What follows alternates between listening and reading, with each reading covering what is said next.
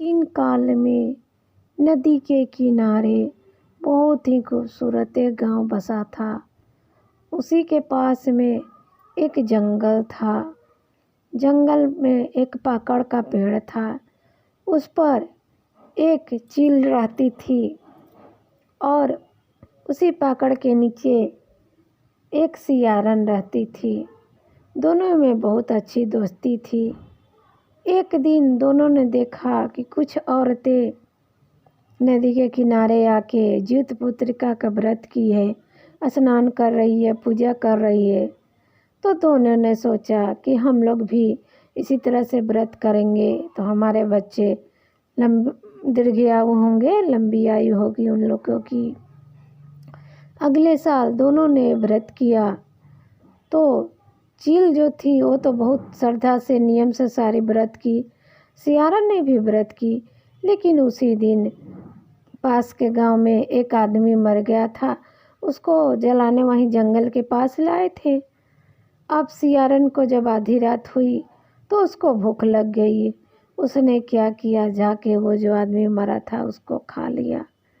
और चील जो थी वो श्रद्धापूर्वक व्रत पूरा किया और सुबह पारण किया, श्रद्धा से जो दूध का पारण होता है पारण किया। फिर तो कुछ समय के बाद दोनों की मृत्यु हो गई। अगला जन्म दोनों का एक ही घर में हुआ।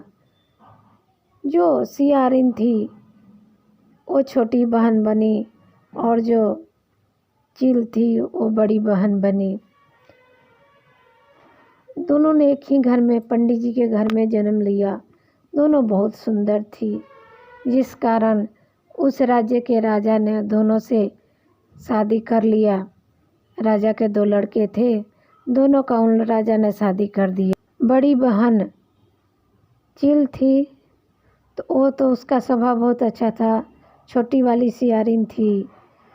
कुछ समय बाद बड़ी बहन को तो 7 पुत्र हुए, लेकिन छोटी बहन जो सियारिन थी पूर्व जन्म में, उसके बच्चे होते ही मर जाते थे, जिस कारण वो बहुत दुखी होती थी और अपनी बड़ी बहन के 7 पुत्र को देख के हमेशा ईर्ष्या करती थी। कोई न कोई उपाय लगाती थी जिससे कि इनका बच्चा मर जाए या कुछ हो जाए, लेकिन जितवाहन देवता की कृपा से कुछ नहीं होता था।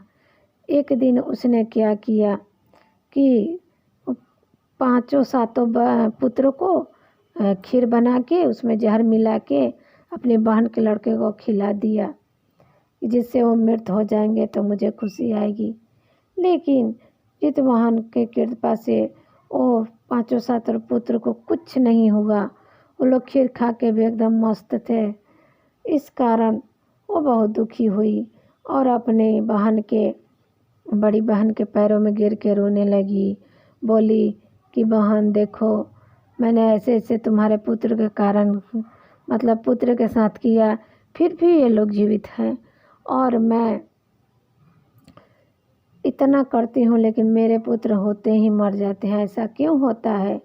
तो बड़ी बहन को भगवान की कृपा से उसको पूर्व जन्म की बातें याद आई और उसने उसी पेड़ के पास अपनी बहन को, छोटी वाली को ले गई और बोली कि देखो, तुमने याद करो, तुम सियारिन थी और व्रत की थी। उस दिन जाके एक आदमी मरा था तो तुमने मांस खा लिया था और मैंने श्रद्धापूर्वक से व्रत को पूरा किया था, इस कारण तुम्हारे बच्चे मर जाते हैं और मेरे जिंदा हैं।